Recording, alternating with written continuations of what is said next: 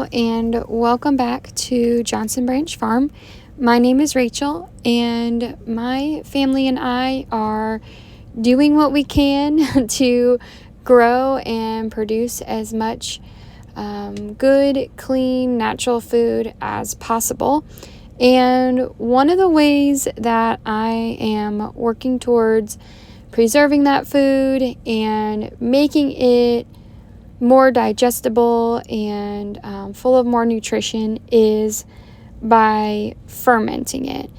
And one of my goals is to create a living kitchen. And what I mean by that is food that is still alive and still full of nutrition. A lot of food that we have access to in grocery stores are already at its peak, if not past it, and other methods of preserving, such as canning, can cause food to lose a lot of its nutrition by cooking it out. So I want to do what I can to preserve this food in its most natural state as possible. One thing I already do is maintain a sourdough starter. I bake bread with it quite as well as often as I can. Sometimes it's hard to work that into a routine. Another thing I have been doing, which you see me here on this video doing, is making water Kefer and kombucha. I just got back into kombucha. I had a Scoby for about 5 years and it molded. So I got a new one from a friend and I am feeding it for the first time. So let's kind of go over the difference because I wasn't sure when I obtained both of them. A kombucha drink is more of a cleanser and a detoxer.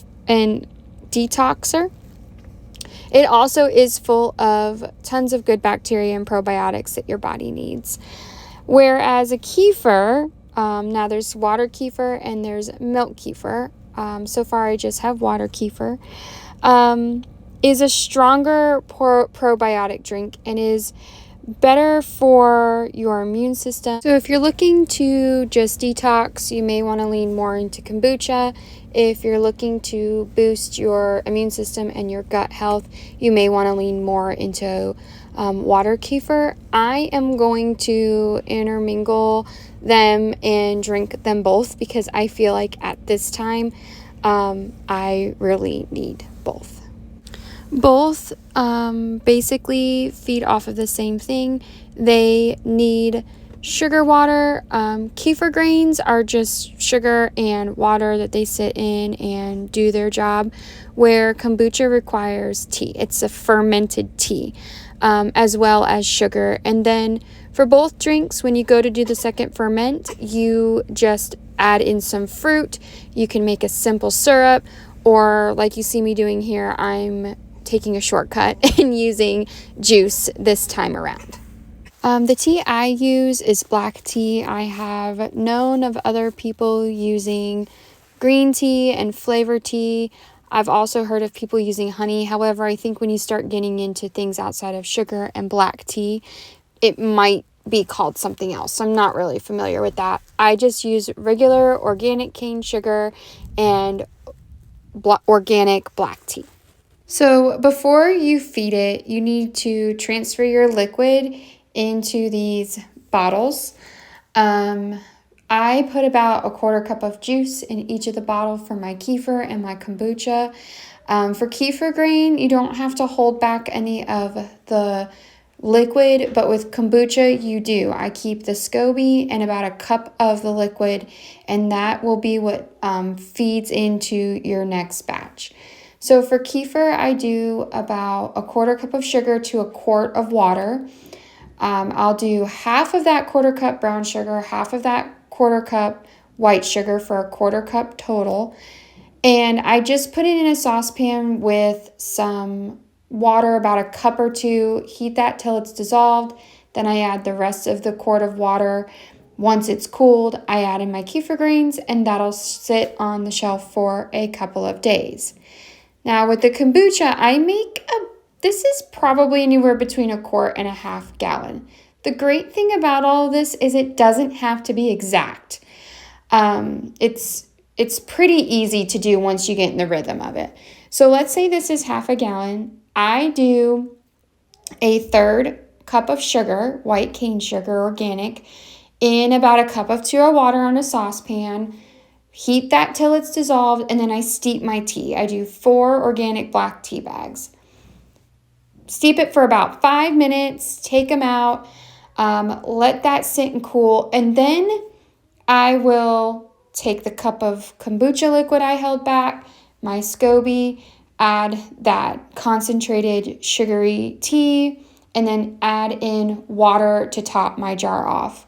It'll sit covered on my little shelf I've got going on here where I keep my sourdough and all of my ferments. That will sit for a couple of days, probably anywhere to up for a week. I can go longer on the kombucha than I can with the Kefer. Kefer it seems to like to be fed every couple of days, where the kombucha can go about a week. However, the longer they sit before they're fed, the stronger they will be, kind of like your sourdough starter. The longer it sits without being fed, the more acidic and tangy it's going to be. So keep that in mind. If you like a milder flavor, feed it more often. If you like it a little stronger, let it go a few more days. Bottles that are on their second ferment, I check them. I just kind of pop the top a little bit and listen for that fizz sound after 24 hours. You have to watch this. It depends on the temperature of your house, because if you let them sit too long, they can explode. It's literally done that. I went to go pop it and it burst out everywhere. So about 24, maybe 48 hours at the most, depending on the temperature of your house, they can sit out. After that, I move them into the fridge, which what the refrigerator does is it slows down the fermentation process. So it will still ferment, but it won't be as fast, and it won't cause it to be so fizzy or carbonated. So there you have it. There's my little kombucha and water kefir routine that I have. It doesn't take too long to get everything fed and bottled up, and I find it worth it. My kids really enjoy drinking it. I really enjoy drinking it because I enjoy a Dr. Pepper.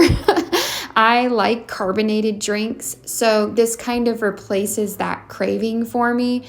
It gives me something that kind of breaks up drinking water all the time, and I really do notice a difference in how I feel when I am drinking it regularly.